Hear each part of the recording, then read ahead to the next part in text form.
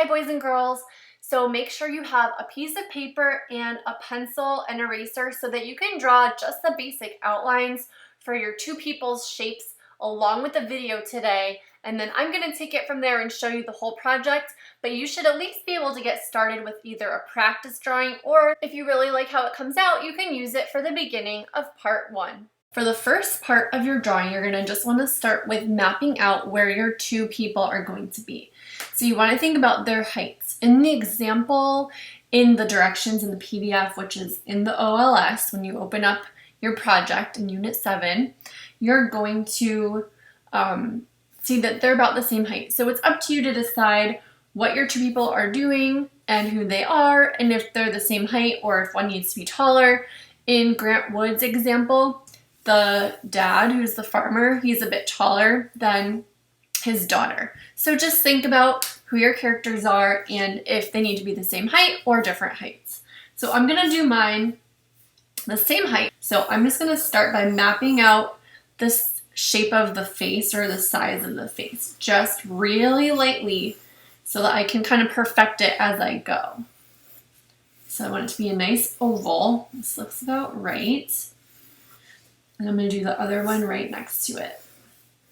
You can pause the video and you can draw yours at the same time. And then I'm going to take my eraser and I'm just going to erase any extra lines that I'm not going to keep. So now I'm going to add the neck, just coming straight down on either side of the chin. And then the bottom of the neck is curved, okay? So it can come out just a little bit and then have a curved base. Depending on what they're wearing, they may have their shirt line go down a little bit lower, so then you wouldn't need that curve here. But sometimes it's nice just to put it there so you can guess where the shoulders are gonna go. So you have to think about who is standing in front. In Grant Wood's picture, the dad is standing in the front. So I'm going to just do that here. It's going to go off the page a little bit. And then put his arm here. And then the other person is standing behind.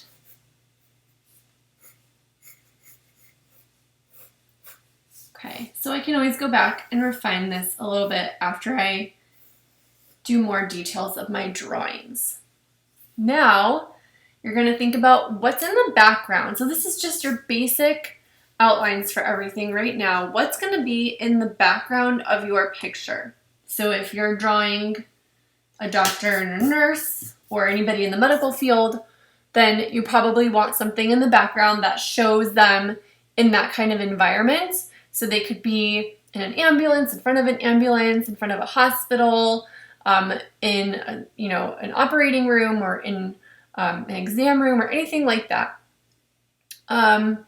So just think about who they are and what's in the background. In the example with Grant Wood, it's two farmers, so behind them is their farmhouse. Okay, and you can't really see too much more of their farm, just a little bit of the barn.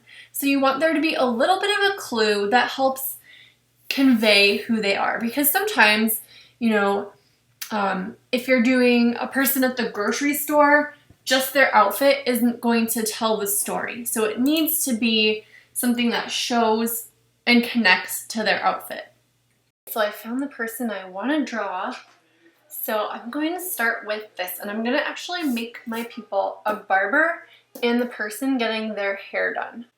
To start with the face, you're going to use the face proportion guidelines. You can see it at the top right here. There's one for the boy and the girl, but they're exactly the same, and that's going to help you know where to place the eyes, the nose, the mouth, the eyebrows, and the hairline. So you're going to use that as a reference when you start your drawings of your people's faces.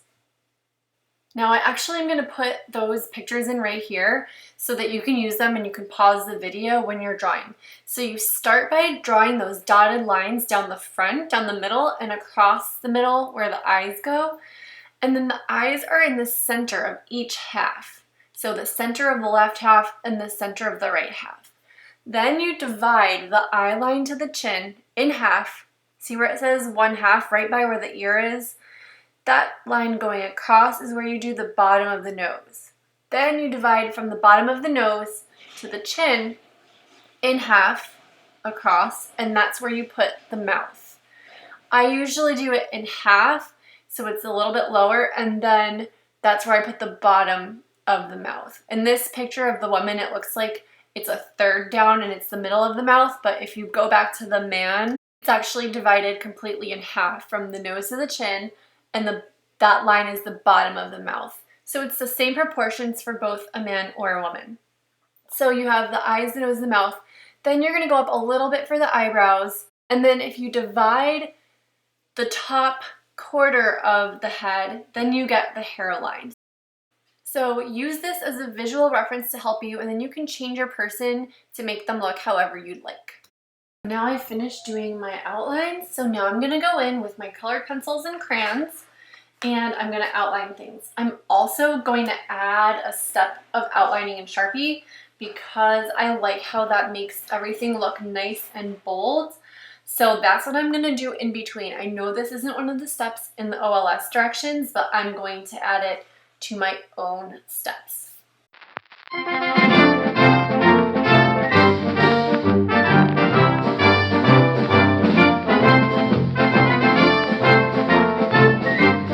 Once you finish outlining in Sharpie, erase all the pencil marks and then clear the area so that you're not coloring on top of any erasures. Take this scrap paper where I test my colors out and do some tests of color. You can try blending colors by layering different colors either next to each other or on top of each other, and you can get different effects with your crayons that way. Colored pencils you can also blend well with. For skin tones, you're going to want to use a variety of skin tones, so test them out, find out which ones are lighter or darker or more pink or more yellow so that you know which areas to use them, and then look at a photograph of a person. It doesn't have to be the person you're drawing, it just needs to be a person's face to draw from, so like they don't have to be a hairstylist in this picture, it could just be any person.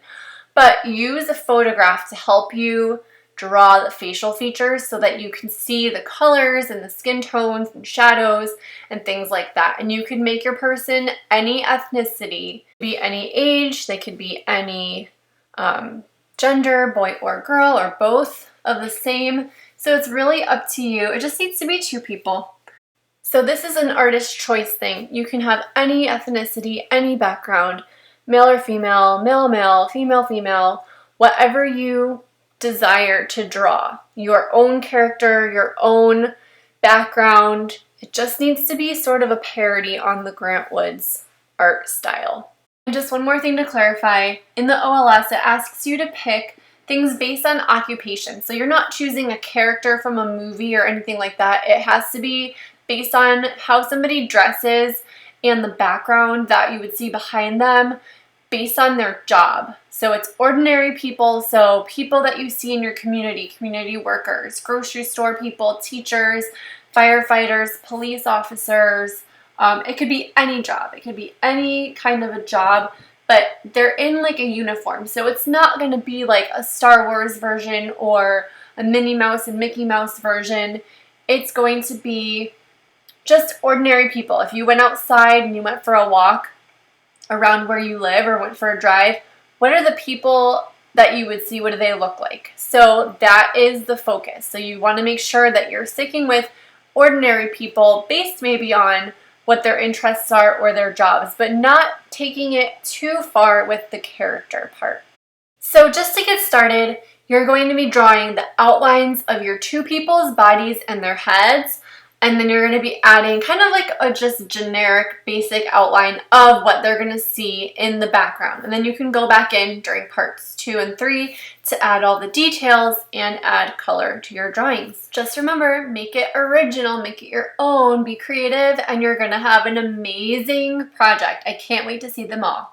Good luck!